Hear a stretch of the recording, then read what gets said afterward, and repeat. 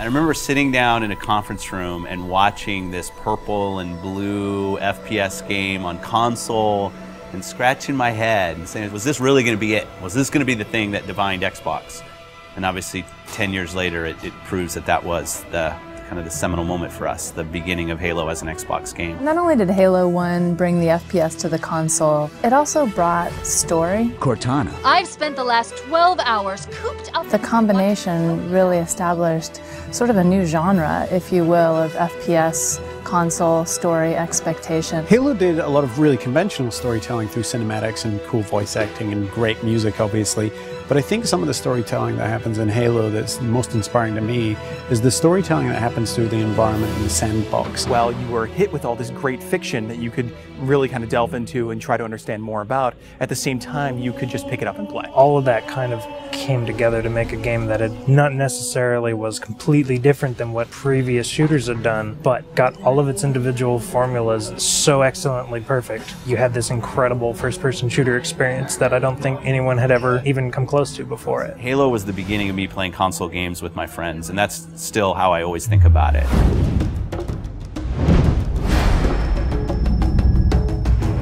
I think people have been asking for a remake of Halo 1 since Halo 2 was announced. I like to go all the way back to the day that Xbox Live came out, and the demand for Halo 1 and the ability to play, say, co-op over Xbox Live kind of started, and it built up over the years and over the years. It was the perfect timing since the 10-year anniversary was coming up. It occurred to us that there's this entire generation of people who never played the original game. If you're an 18-year-old gamer today, you were 8 when Halo came out. We did due diligence on a number of partners. The number one requirement was that it didn't impact gameplay at all. You have a classic. You have something that's just magical, right? If you go and tinker with it, you're going to lose that magic. What we really needed was someone who could work with our existing physics and gameplay engine. Saber popped up really quickly. They're like, yeah, we can do this. We can make the game look like a current generation game, and we can do it by using the original Halo 1 engine. The gameplay in Halo 1 is what's called deterministic. In other words, if you feed the engine the same input, the game will behave in the same way. And if you can apply this principle across a network, you can have two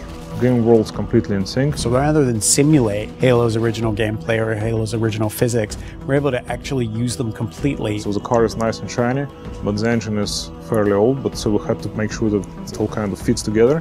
And then we had to speed up the engine to make sure it works in today's world.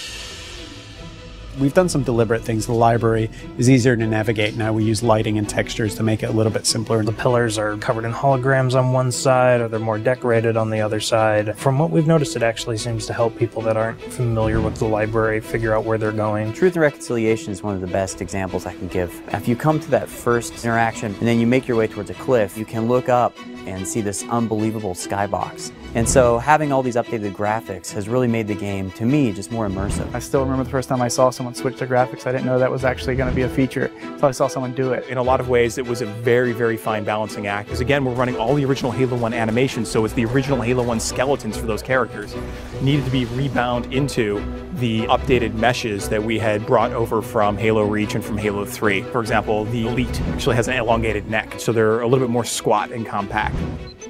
Cracking the case in 30 seconds.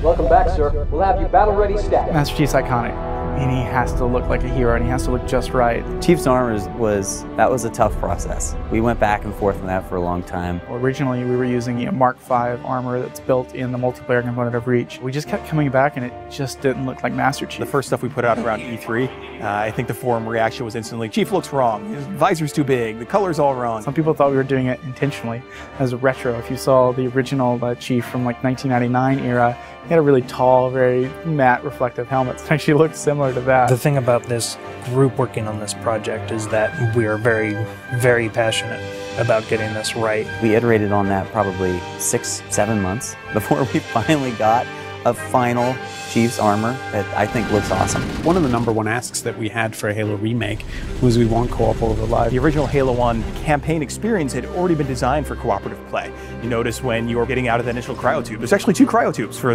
cinematic. It definitely creates another challenge for us when you're playing with somebody else, but we obviously wanted to support that. The code base was built 10, if not 15 years ago, so we had to figure out how this code base is structured, how it was designed. We had a lot of people work really long hours to make it happen and to really really code it ultimately from scratch. It's pretty seamless, so you'll go into the campaign lobby, and there you'll see your friends who are online playing the game. You fire off an invite to a friend, and they'll be able to join you, allowing you to play what was originally a split-screen cooperative campaign experience, now across live. Skull on. Classically, skulls in Halo tend to affect behavior, which means the AI needs to support those behavioral changes. How do we create something that alters gameplay? Well, one of our fundamental tenets is keeping gameplay the same. Skulls are one of the tools we're giving the player that if they do want to change their gameplay experience a little bit, they can do it. Benefit to this is that most of these skulls are brand new. You've never seen them before, you never played them. Like Malfunction, where random HUD elements disappear whenever you respawn. Boom is a skull that increases the radius of explosions, making explosions more dangerous both for the Covenant and for the player. That in combination with something like Grunt Funeral means that you become very afraid of grunts. We must continue. This way, please. There are a few features that got into the game that turned out better than we expected, and 3D is probably the number one. It was unexpected, it was a bonus, and I don't see 3D very well, but it really worked for me. So for some reason it just pops in Halo in a way that it doesn't in other games or even movies. Yeah, I'd say the feature that surprised me the most was Connect. So we've got a number of voice commands throughout the course of the game. Things like grenade, reload. At a point during the game when you're playing, you can say analyze, and this mode comes up where you can almost capture items. So you move your cursor over, say, an elite or a grunt, and in the library, you can go in there and see the things you've captured, move the model around in 3D, and it gives you a bit of a breakdown and explanation of what those characters are.